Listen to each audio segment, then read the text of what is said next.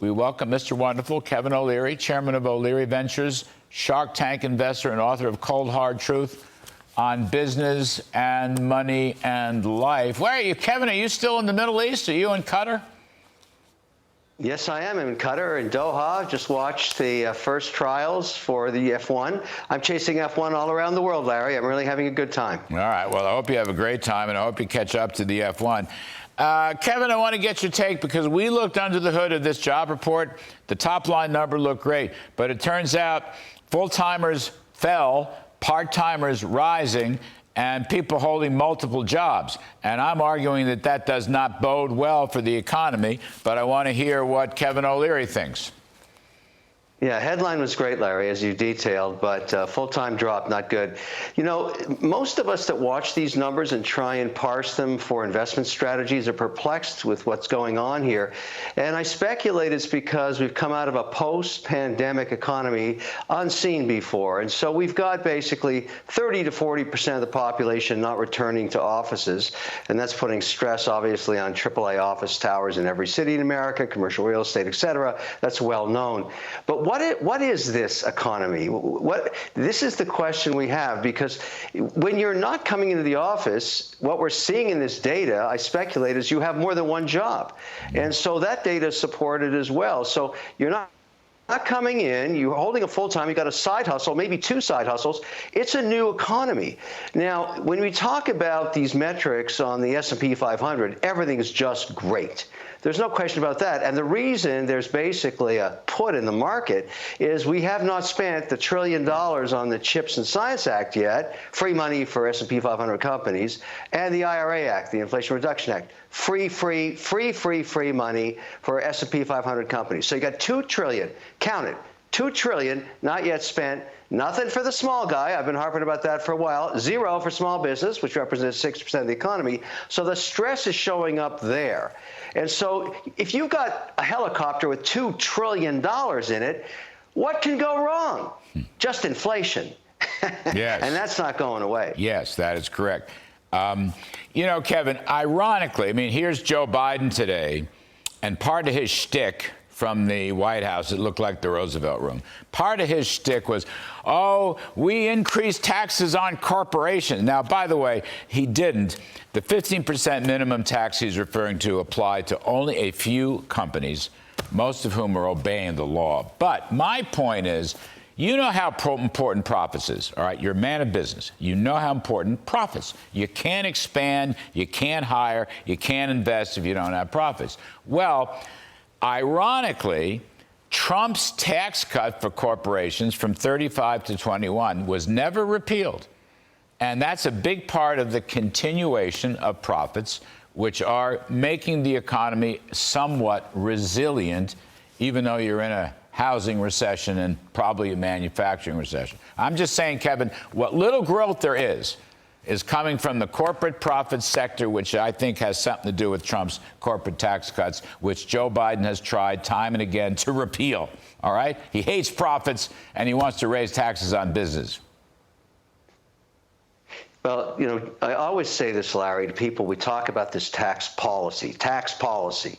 So you're competing with the G7 countries and the G20 countries. You don't need to be the lowest taxes, because America has a lot of benefits that people want to enjoy, and that's why they want to live there. But you don't want to be the highest taxes. You want to sit right there in the middle. So when corporations are making new CapEx decisions, where they're going to put that new plant and employ another 10,000 people, you don't want them leaving stateside. So you sit there around 20%. You're right smack dab in the middle of the G7 and the G20. You go up to 30, and you're in the top quartile of taxes worldwide. That's bad policy. Yeah. That gets people contorting themselves into moving pharma companies to Ireland, or now in this part of the world, in Doha and Qatar and the UAE. They're dropping tax rates between 0 and 9%. The Irish are at 12.5%, and for tech companies, they're 3.5%. So wake up, everybody. We got to compete. We're competing globally. So don't think that this is a good idea. Raising taxes is bad policy. I don't care who's in the White House. You got to understand we compete globally, and you got to play ball. Yeah, we have benefits, but when you get up to 30, 40% taxes, everybody checks out of Dodge and they go to Ireland, Doha, UAE, or somewhere else. Right now, Abu Dhabi is the capital of capital because they're offering deals to everybody, and they've got the infrastructure to support it. Well done. Well said. No. Well said. Basic, what you just gave us was a little lecture on common sense business economics, or you could say how the world really works.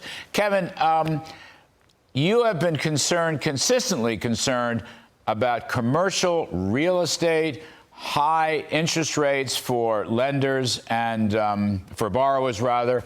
And you're worried about the regional banks, the smaller banks. Can you give us an update on your thinking about the real estate sector, the loan quality, and the collateral value? I am worried, Larry, and I'm not the only person worried. You talk to any private equity firm that finances real estate, particularly commercial real estate and office towers all across America. The loan books on regional banks, the 4,100 of them, have as much as 40% of these buildings. Many of them are underwater. They worked at a 4 and 5% mortgage rate. They don't work at 9 to 11%. So they're basically worthless. And so someone's going to have to refinance these things when 40% of the people don't come back to work there.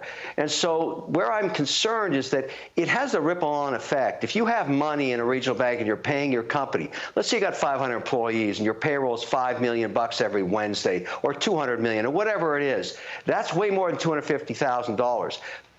So during this transition of consolidation or failure or amalgamation or whatever's going to happen in these regional banks, and believe me, the cracks are coming fast and furious, everybody sees it coming. We've got to guarantee payroll accounts. And this is not my idea. It's a Haggerty idea. The senator has an idea for 24 months to guarantee the payroll account for $100 million.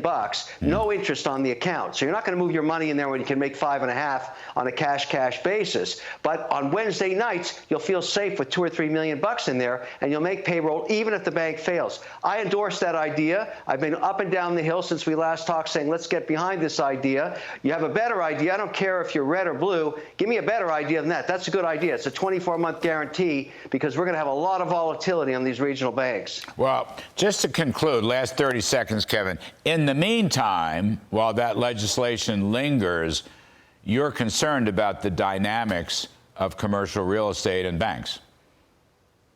Of course. I'm really worried about it. I'm unhappy about two things, Larry.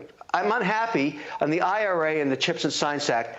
Not a dime for small guys, which are 60% of our jobs in America. You give, I've said this countless times, you give Intel $2 billion, $3 billion, half their jobs are overseas. Those are not Americans, and we're not supporting them. We should be supporting my guys, the small guys. At least 60% of every dollar should go to the small guy. And now regional banks who support the small banks or small guys and support their businesses are in trouble because we jacked up rates to 5.5% terminal value on their way to 6. This is not good. All right. Kevin O'Leary, well put. We appreciate it very much.